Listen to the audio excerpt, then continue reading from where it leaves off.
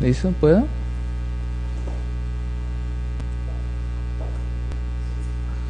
Okay. Good afternoon to all of you, the present here and the ones on the internet. I appreciate the opportunity. From Leonardo for inviting me to share a little bit about systematic reviews and meta-analysis with you all. The first talk is about how to write a protocol for a systematic review. I'm René Garcia. I'm associate professor at the Universidad del Valle and also director of postgraduate clinical programs at that university. I would like to start showing this kind of pyramid. I don't know if you are familiar with it. It was also said once that systematic reviews are or were the top of the pyramid. I would like to share that systematic reviews are not the best, are not the top.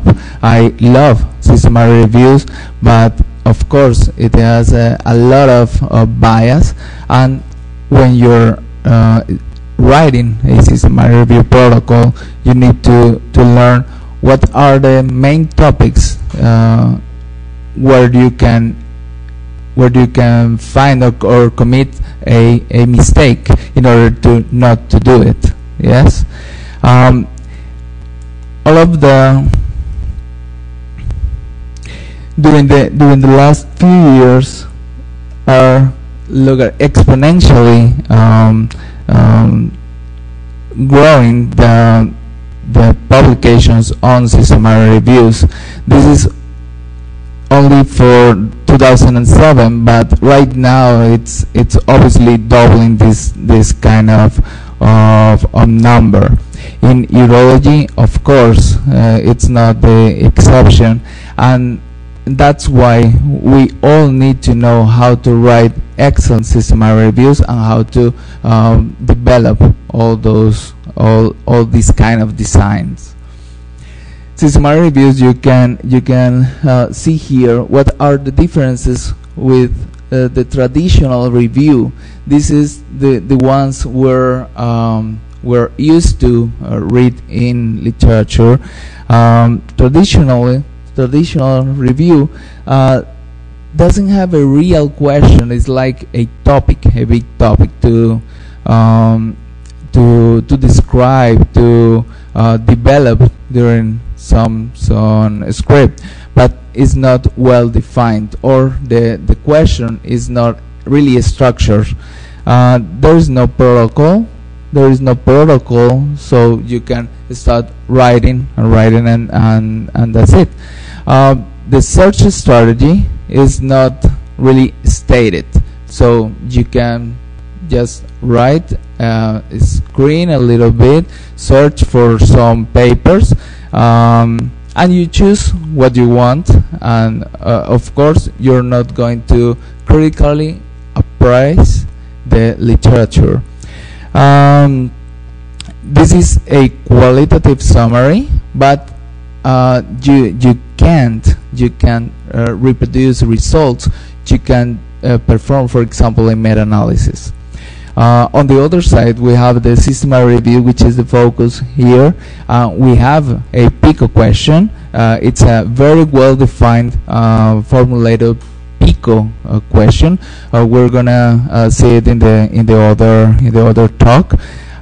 We need to state a very well designed protocol, and this must be published. Right now, it's not obligatory to do this, but we all suggest to do it. The literature search, it's very well defined, very comprehensive, and with no language or other restrictions. It has to be published with the protocol. we need to do a critical appraisal of every study included in the systematic review. The synthesis is qualitative, and sometimes we could perform a meta-analysis. Editors like a lot meta-analysis, not so much systematic reviews, the qualitative description of the studies, but that's what at the end of the systematic review we need to state. This is a systematic review with a qualitative description, or we could, based on the homogeneity of the results, perform a meta-analysis, but not all finishing meta-analysis. And of course, the findings or the conclusions are reproducible for some other researchers around the world. You know, there are different types of systematic reviews. We have from intervention. One kind of those is the accumulative. The other ones are diagnostic tools, risk factors and prognosis, proportions, and right now we're focusing on network meta-analysis or multiple indirect comparisons. This is another kind of statistical analysis, but we're not going to focus this time on this kind of meta-analysis. These are some examples of systematic reviews, some examples of meta-analysis. You could see here that we have one study in that at that date, and the confidence interval is too wide, but as long as you add clinical trials and perform meta-analysis, you could make or shorten the confidence interval and make a good effect size for that intervention. You could see here you're adding clinical trials by the time is increasing, and you know, perhaps at this time you could see that intervention is effective for that outcome, and you could see how many people additionally have been exposed to that intervention, but you know from this time that it was not necessary to perform more meta-analysis. Yeah, at that time it was okay to do it. This is another one. This is to show hazard ratio. This is one of the systematic reviews we performed with my group, cytoreductive nephrectomy versus no-interventional placebo in patients with metastatic kidney carcinoma. And this is for overall survival, and you see that is protective or increase the overall survival. This to show one from diagnostic tools. Obviously, you can see any of the studies shown there, but of course we could show the sensitivity, the specificity, and some other tools for diagnostic performance. These are ROC curves. You could also add this in a meta-analysis. And this is to show that I shared a publication with some friend that I've been working on a network meta-analysis. This is a publication in Spanish in Peru, but it's related to this. This is a network and is related to indirect comparisons or mixed comparisons, and perhaps some other time we could discuss about it. Then the systematic review has some directions to follow. Then you need to perform a very well PICO question. Then you write all the protocol. Then you search the literature. Then you go and screen for or by abstract and the title.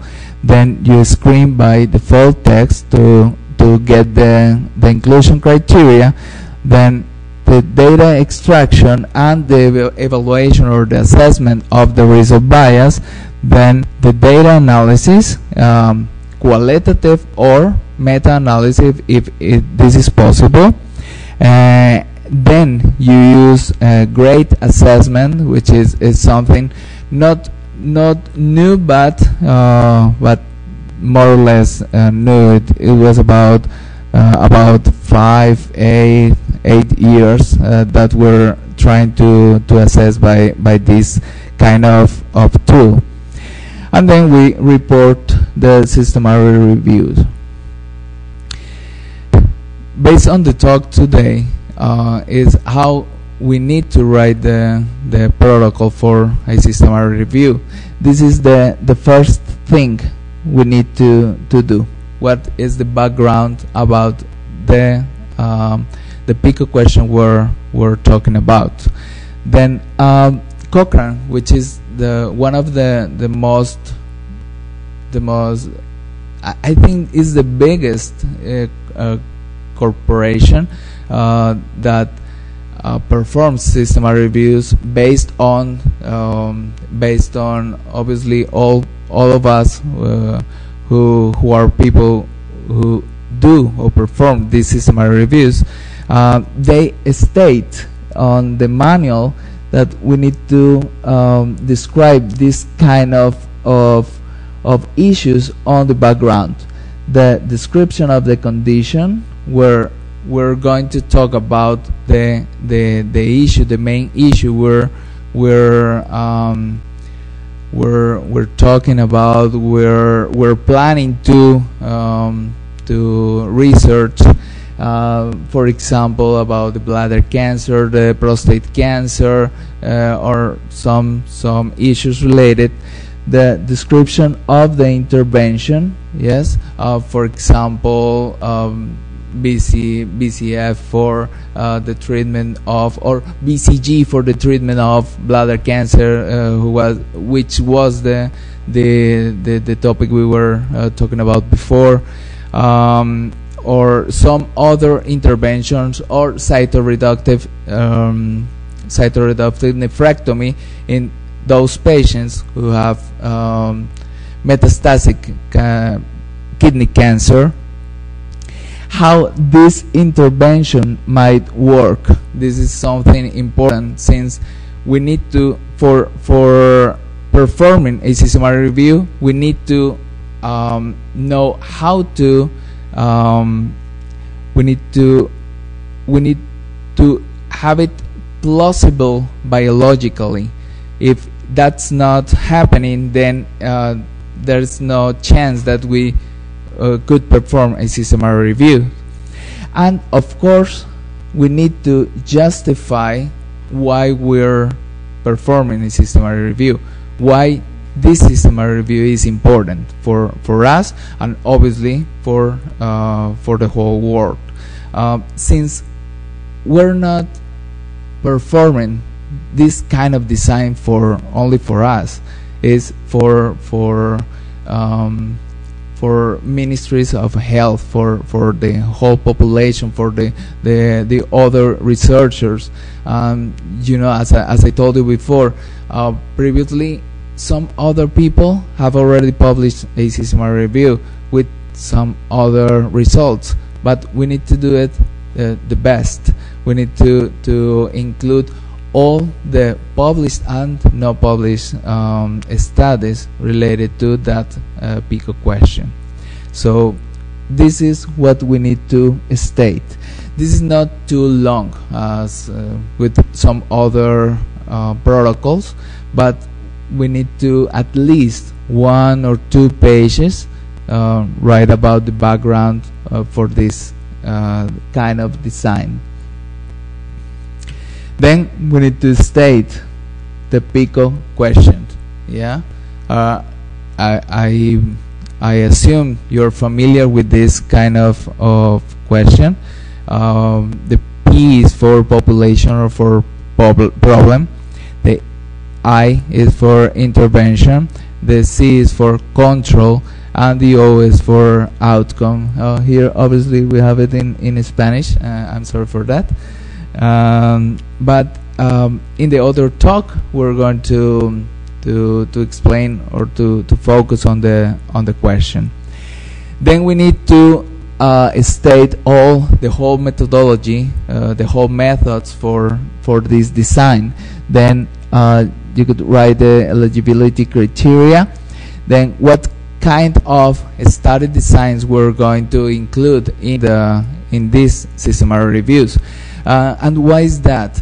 Remember, we have different kind of systematic reviews: prognosis, risk factors, intervention, diagnostic tools, and each one of those designs are specific for one kind of question. Then if we're going to make a PICO for intervention, then we're going to look for clinical trials. Perhaps we could look for some cohort studies, perhaps for quasi-experiments, but it's not that common, since most of the interventions already have clinical trials. Then we're going to focus on that kind of.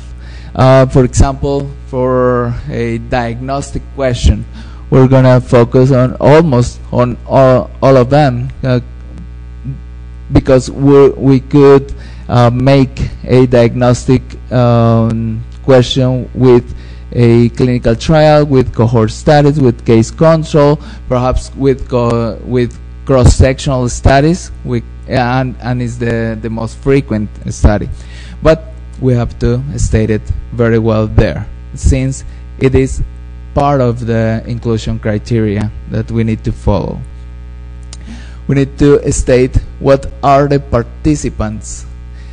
If we stated very well the PICO question, the P is for population, then we could have this easily.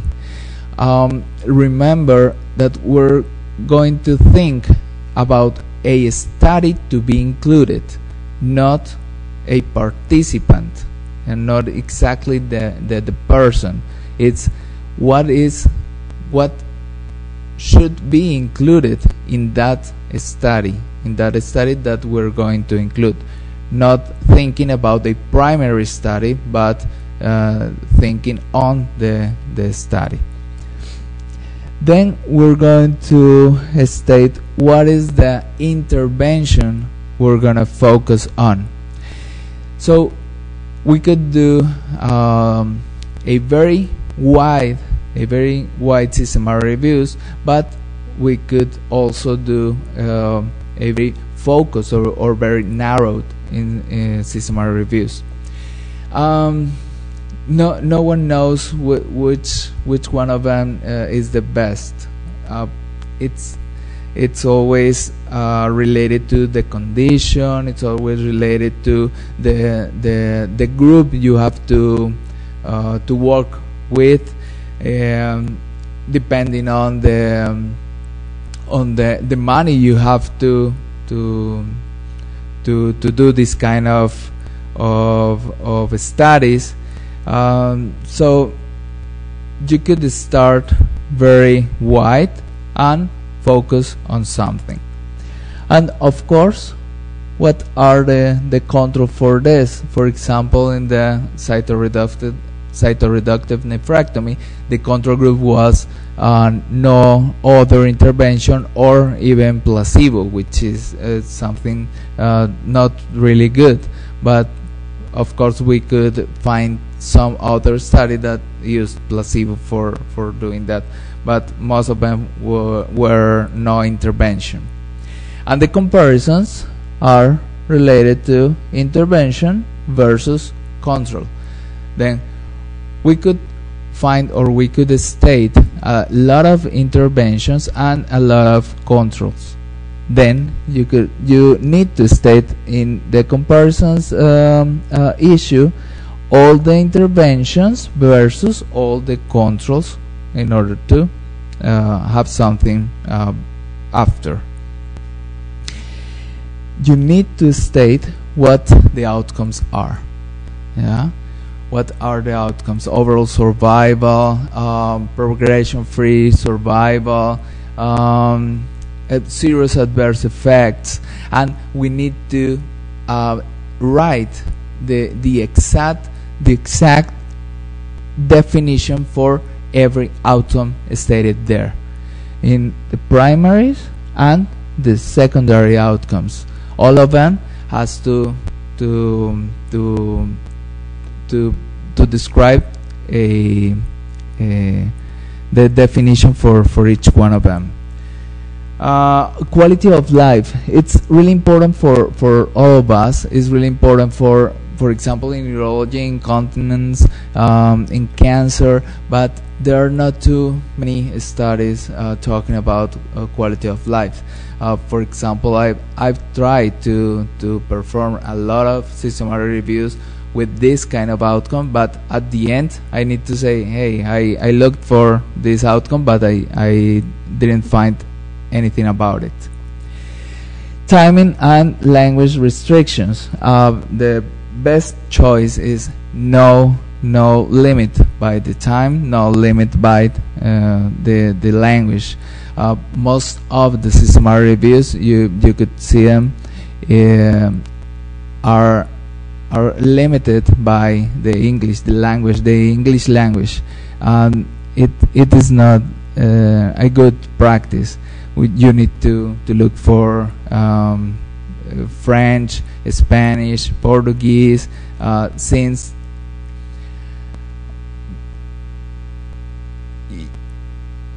most of the literature is written in English, but we know about 10% or even 15% of other publications. For example, in Chinese, in Japanese, yeah, you need to look for that. That's where we need money. Yeah, we need money to. Most of the people would think that we don't need money to perform systematic reviews, but we need to pay for a biostatistician, for a methodologist, for our time, for the thematic one, translations.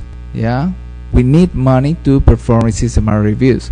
For example, in Colombia, we don't get money for that. I don't know in Brazil, but that would be some important question to ask to the Ministry of Health.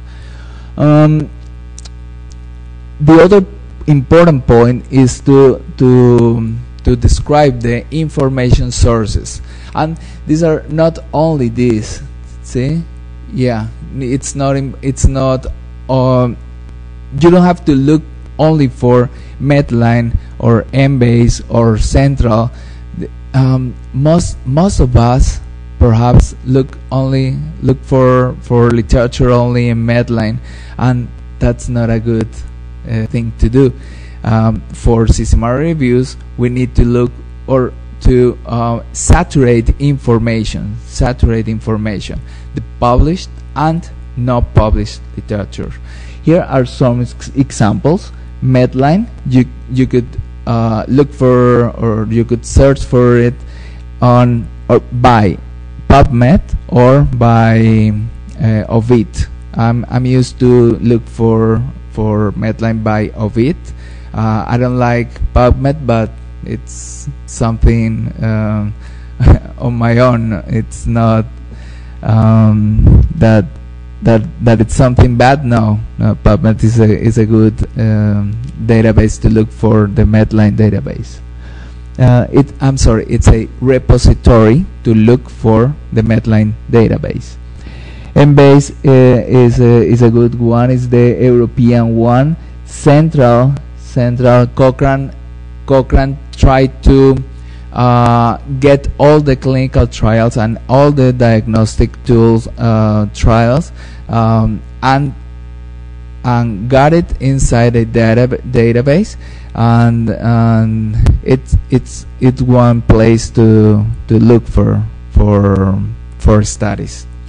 Some other databases, for example, LILACS.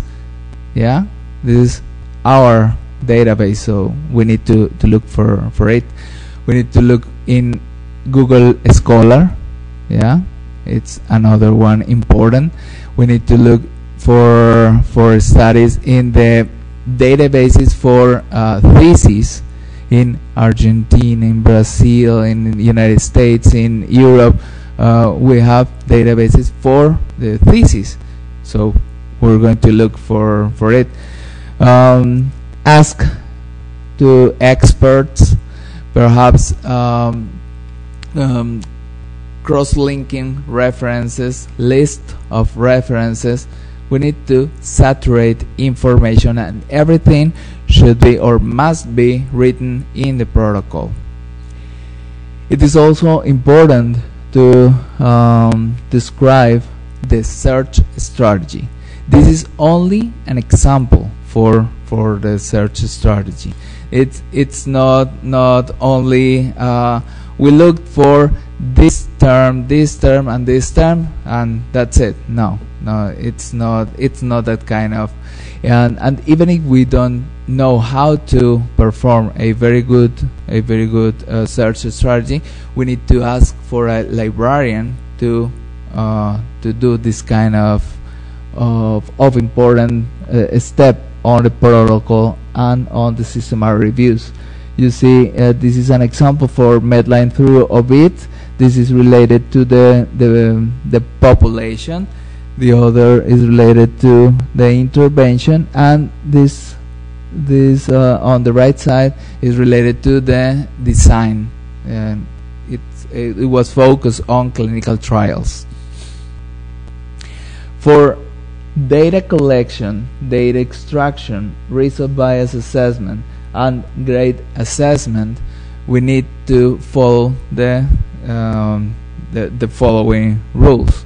We need at least two reviewers, at least. Yeah, we could have the number we want, but at least we need two expert reviewers. That's why we don't trust on those systematic reviews based on only one person. Yeah, at least two people. Perhaps the best thing is having one thematic expert and one methodological expert. Perhaps we need a third assessor to solve if a disagreement shows. And after that, we need to blind the evaluators. We don't need, or it's not. We need to prevent the other person to know what I did. Yeah, and then after all things, we need to compare what we did. Different scales, different tools to evaluate the risk of bias, different tools to evaluate the quality of the studies included, but we need to state exactly the scale or the tool we're gonna use and why we're gonna use that. For data extractions, there are different kinds of designs or tables related to data extraction. Here is taken this kind of table is taken from Cochrane, and you see the methods, the participants, the interventions, the outcome, and some notes related. But this is so descriptive, yeah, and you need to separate them by, for example, in an Excel sheet. you could separate by publication year, performing year, study design, characteristic of study population, geographical settings, how they assessed the procedures, the risk estimate obviously, and the variance, some other variables that influences that could influence the final estimate. The study design, if we decide to include different designs, how they measured the outcome, how they measured the exposure, how many people responded to that intervention, what was the follow-up, the follow-up rate or the follow-up assessment, how they analyzed data inside each study, how they adjusted for the confounding variables. Remember, right now we're having a bunch of studies analyzed by by some new statistical techniques.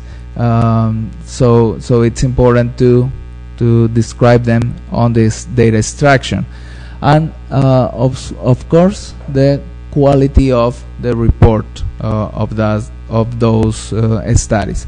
This is an example related to the year. It's one of those columns are some variables. We have the authors with the years, some comments if is feasible.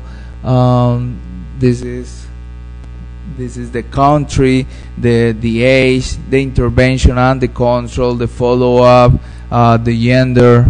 So we need a lot of important variables to extract the data. And for example, regarding the data, the number specifically, we have different points to extract data, whether if they are categorical variables or if they are continuous one. And if we're gonna use R, for example, stata or even the Refman, and each one of them has different way to capture the information. Regarding the risk of bias, for example, for interventional systematic reviews, we have the Cochrane risk of bias tool. Is the most, I don't know if the most important, but it's the most useful tool. We have, for example, the Haddad score, which is some other important tool to apply or to assess the risk of bias in clinical trials. But this is a good one. That gets seven items. The first one: sequence generation, allocation concealment, blinding of participant and personnel, blinding of outcome assessment, incomplete data, outcome data, selective outcome reported, and some other bias described. You see at the right side the kind of bias that is being assessed by each one of the issues there.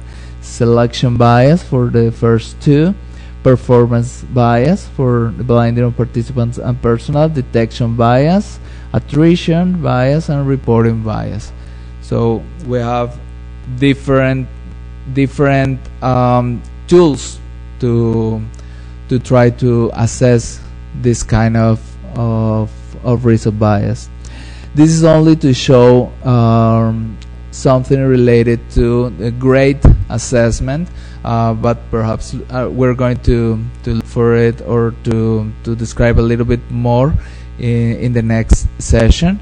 This is the PICO question, different outcomes. We decide what kind of outcomes are critical or important or not important. we assess all the outcomes across the studies and create a summary of findings tables, and we rate the quality of evidence as high, moderate, low, or very low in order to be confident or not so confident with what we're doing. The data analysis and the synthesis of the results, we need to write in the protocol about what is the program to be used. It's data, R, SAS, Review Manager. There are lots of them, so you need to try one, to learn one, and use it. For categorical outcomes, we are going to describe the effect estimates by risk difference, risk ratio, hazard ratio, odds ratios, and for continuous outcomes by mean differences, standardized mean difference, and obviously all of them with the 95% confidence intervals. We need to state which kind of model we're going to use, or fixed or random, and that it's depending on the heterogeneity expected, high heterogeneity or low heterogeneity. High heterogeneity, we use random effect and some other tools to try to manage this, and fixed for low heterogeneity. This is the most important statistical tool to evaluate heterogeneity, and you're gonna see in the literature different kinds of ways to evaluate this.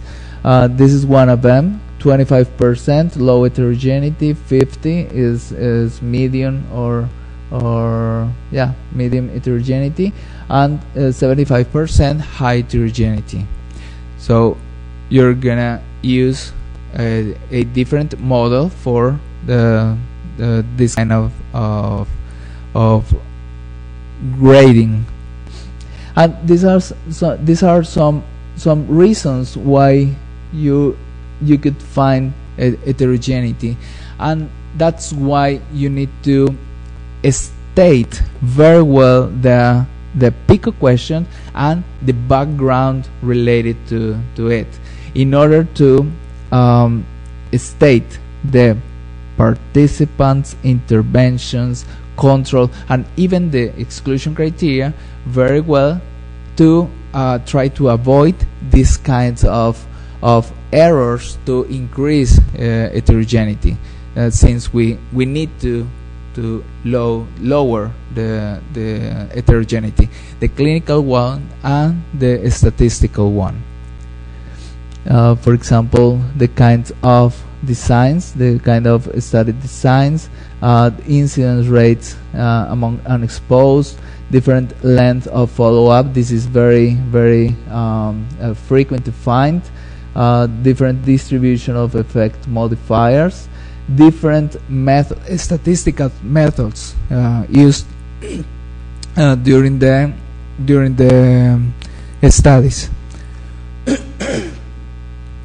You need to state how you're going to handle with publication bias, and this is one. This is only one. The graphical one is the funnel plot, but you have different other statistical tools to evaluate, but you need to express it. And the other issues to handle during the protocol are sensitivity analysis, subgroup analysis, and even if it's necessary, meta-regression. Sensitivity analysis you usually perform by two ways, or by weight studies, high weight or low weight studies, or by the risk of bias most of the time, but you could use some other variables. Subgroup analysis based on different covariates, and meta regression if you have a good number of studies to evaluate that outcome. A good number, it's not easy to state it. Some of the studies refer that more than 10 would be okay to perform meta-regression. But some other studies say if you perform a good subgroup analysis, the results are very similar than those found in meta-regression. But of course, it will be the best choice performing this kind of analysis.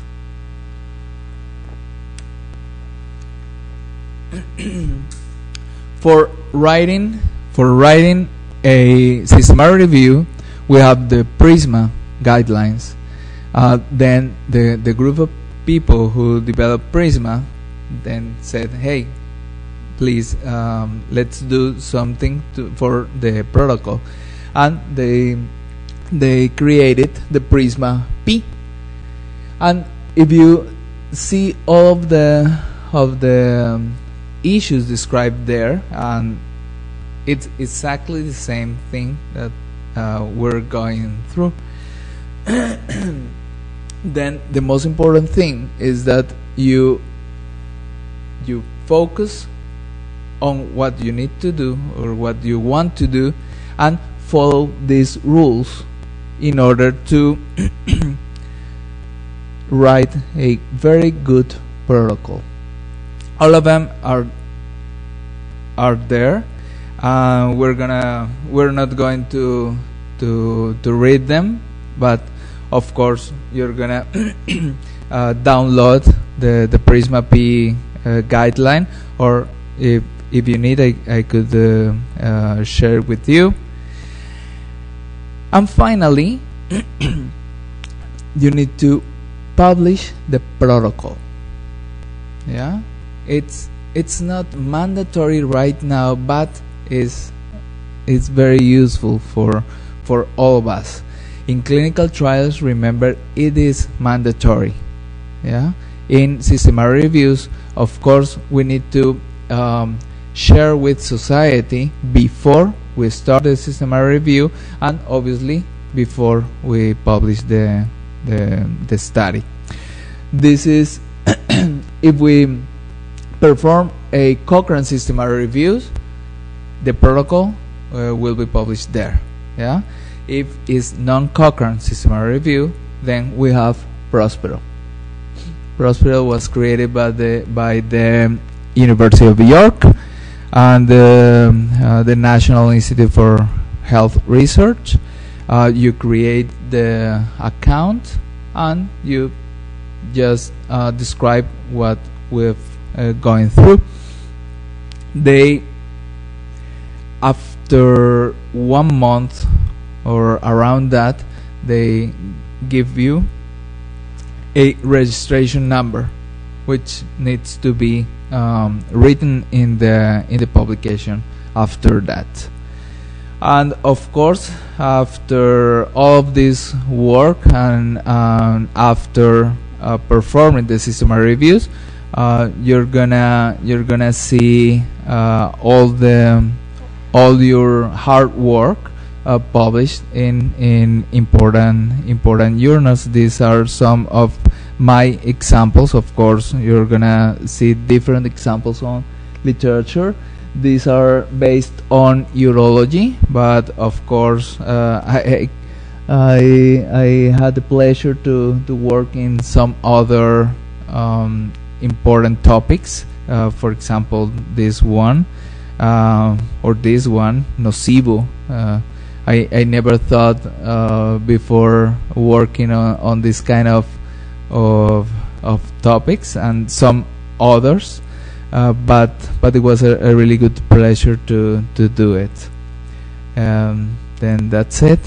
I don't know if you have some questions.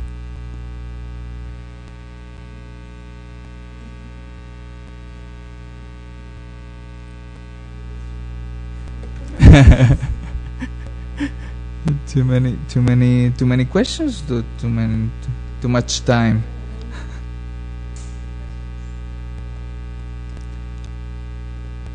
Have you worked before on systematic reviews?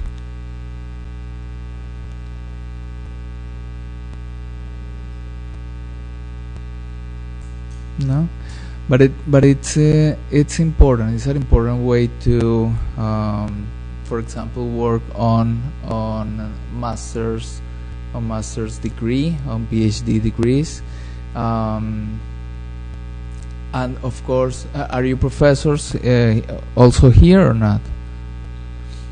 No. When you're a professor, you could take the students and make a good group to work with them, and you could share all these topics with them, and it's a good way to generate knowledge and to generate new ideas to do after a master's degree or PhD degrees.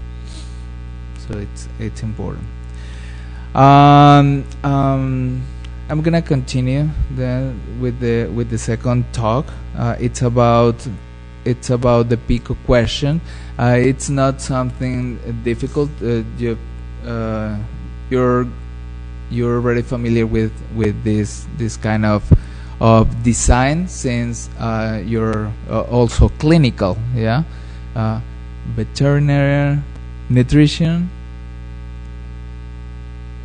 a vet, and also a vet.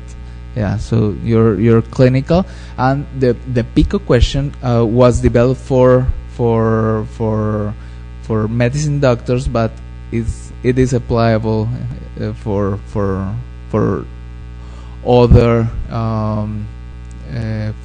other health sciences. So you're familiar with this. So this is, I think this is the most important point, or the most important step on research, and specifically on clinical research. If we don't formulate well the clinical question or the research question, we're not going to focus on what we need to research, or the PICO question focuses on solving problems about real life. If we don't see patients, if we're not trying to apply this in a person or in some animals, we're not going to perform a very well PICO questions. For this, we need different characteristics, but these are, or my way to see it, are the most important. We need to be patient. We have to be very, very, very patient. Sometimes we don't have enough experience to perform a really good clinical questions. But of course, reading and seeing patients and performing research, we're gonna have that skill in order to perform good PICO questions. Of course, we need careful and rigorous observation of the patients. Read critically. That's something really important. Read critically. Always doubt about traditional things. Always try to refute or confront about our professors, confront our peers. That's important thing. Teaching and researching, and of course going for some drinks and get idea exchange. That's important to create some ideas. Some of the important criteria for a good question, a good PICO questions, are these ones about feasibility. Yeah, we need an adequate number of studies. Then this is not something step 1, step 2, step 3, step 4. It's not a rule. You need to state a question, then you go to literature, you see right now published a systematic review that responded our question. Then we're not going to follow through that question. Then we need to go back and start over. So when we decide that PICO questions, we need to go and look for it. If we find that there are not too many studies talking about our topic, perhaps it's not a good idea to start that kind of design. Perhaps it's better to start a primary one. Or perhaps, I don't know if you've heard about a scoping review. That's some kind of systematic review. Have you heard about it?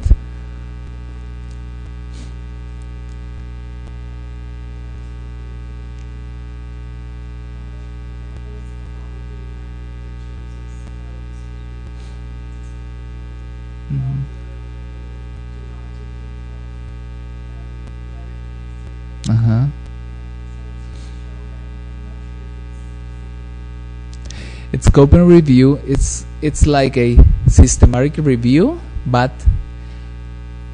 not with some methodology, with some method, but not as rigorous as the systematic review has. For example, it permits a lot of designs in order to know what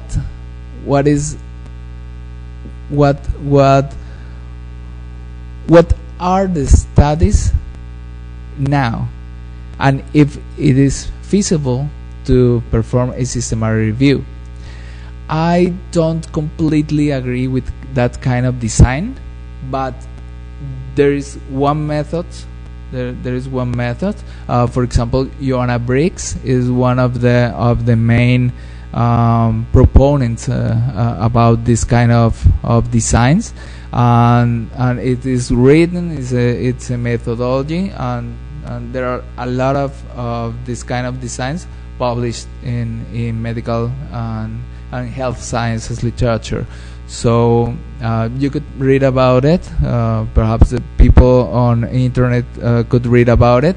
But here we have to in systematic reviews, we need to state the question and look for some studies around that try to respond this kind of question. Because if we don't have studies, then the systematic review wouldn't be feasible. So it's better to stop right there and try to perform a primary study. If you don't have the technical experience, it's better to, hey, let's work together, yeah, and we get the topic, the one who knows about the theme, the topic, the one who knows about the methodology, and perhaps sometimes we need to associate with a biostatistician and a librarian in order to get those skills covered on the systematic reviews. But sometimes the epidemiologists or the methodologists know about this kind of skills. The good clinical question must be affordable in time and money. So please try not to work in different kind of systematic reviews, just one or two, since, for example, could be possible that you need to review 6,000 titles and abstracts, or perhaps some other systematic review you could, I don't know, 50 titles and abstract. 50 you could finish in in 1 night, in 2 nights, but 6,000, that would be more than that. You need to be interested on that question.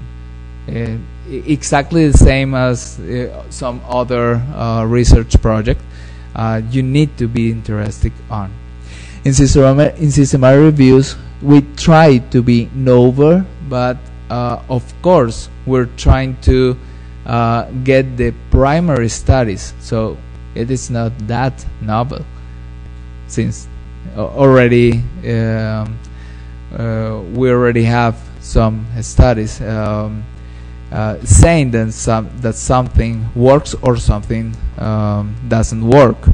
But with this, we could confirm or refute previous findings. But sometimes we find some topic that some other person doesn't haven't worked on any systematic reviews, and that could be the novelty for our job or for our work.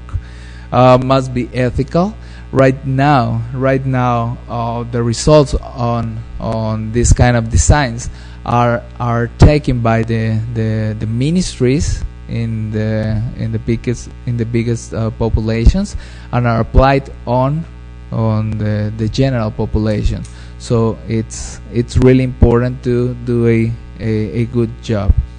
For example, I don't remember in Brazil, but in Colombia we have some work group that perform systematic reviews, or at least look for systematic reviews, good ones, in order to make decisions on the general populations in Argentina also, and I think here it's the same. The PICO question must be relevant for the scientific knowledge, for health policy and clinical settings. For example, I work with the group in Argentina, and we try to do systematic reviews for the epidemiological settings, not that clinical ones. With my group in Colombia, I try to do more something clinical, but with Argentina is for health policy and population settings. And of course, this is important for getting future research lines. It's really important. For example, when in a master's degree thesis or in a PhD degree thesis, we write about the whole background, the theoretical, how do you say? All the theoretical background that must be based on systematic reviews. But of course, most of the people don't do it that way. This was already described. The PICO question: the patient, population, problem, the intervention, the control, or the outcome. Remember, not all the systematic reviews are based on interventions. Then you could change, for example, these two items. Here you could use the index test in a diagnostic tool systematic review, and here you could use the gold standard for that test. In risk factors, you could change this for the exposed group and the non-exposed group. So you could transform the PICO questions in order to get the best one. But obviously, if you have a diffuse or inappropriate question, then you're gonna get a vague research, confusing results, and after all, you're gonna be in a real mess. It's really hard to explain what you found, and then you're not gonna do anything with that, and that would be really difficult to publish that kind of systematic review. Then you need to be really more a specific question. If it's too wide or there are too few studies, then it's better to stop and reanalyze the question, make it more specific. Perhaps you need to review the inclusion and exclusion criteria in order to analyze if it's feasible when you have a wide question, because if you try to do something too big, you're gonna increase clinical and statistical heterogeneity, so that's not good. But if you make it really specific, then you're not gonna get any study to accomplish inclusion and exclusion criteria. Then so you have to work on the equilibrium to get that. And think again, perhaps the design. Sometimes it's better to stop and perhaps do a primary one. If you don't have the competence in research methods, or if it's really expensive, well, you always have an expert to advise you, or you could learn how to do it. Perhaps the first time you're gonna get the expert, consider some other designs and look for money. That's important thing. If you feel it's not relevant, not novel, you could change it. If you find a systematic review already published in 2017, you need to not just no, yeah, it's already published. No, please read carefully that systematic review. Most of them have really huge mistakes. Then that's the point for you to develop your systematic reviews. That's real common thing in systematic reviews. The objectives or the purpose of the systematic review is not difficult. It's just having the question and add a verb. Then, for example, to determine the effectiveness and harms of X intervention versus the other one in that population to prevent to prevent incontinence or to prevent some other outcome. And the question was, what is the effectiveness of blah blah blah blah blah. So not complicated at all. But of course we need to have the objective of the systematic review, and try not to use the methods to get that objective done. The methods on the method section. Here only the objective. In systematic reviews, 1, perhaps 2 objectives, no more than that. Yeah, it's not like some other projects. You write the general one, the specific ones. No, here's 1 or 2 objectives, no more. And obviously those are to respond to the clinical question. And of course, as with the PICO question, the objective has to be specific, measurable, achievable, realistic, and timed. And that's accomplished by all the background and all the work you have done with previously. Then, as a conclusion or some conclusions, formulating the question is the biggest step. For systematic reviews, it's better to use the PICO statement and make the question feasible, relevant, interesting, novel, and ethical. And that's it for now.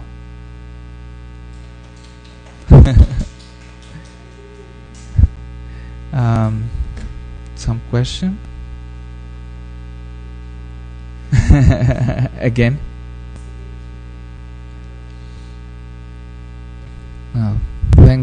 Thanks to you for being here, and thanks to all of the people on internet.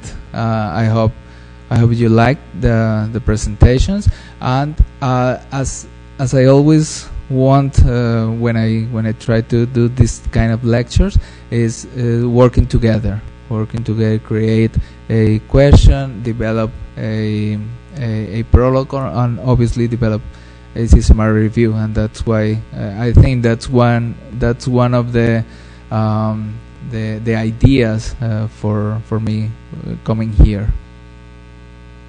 Thank you. Gracias.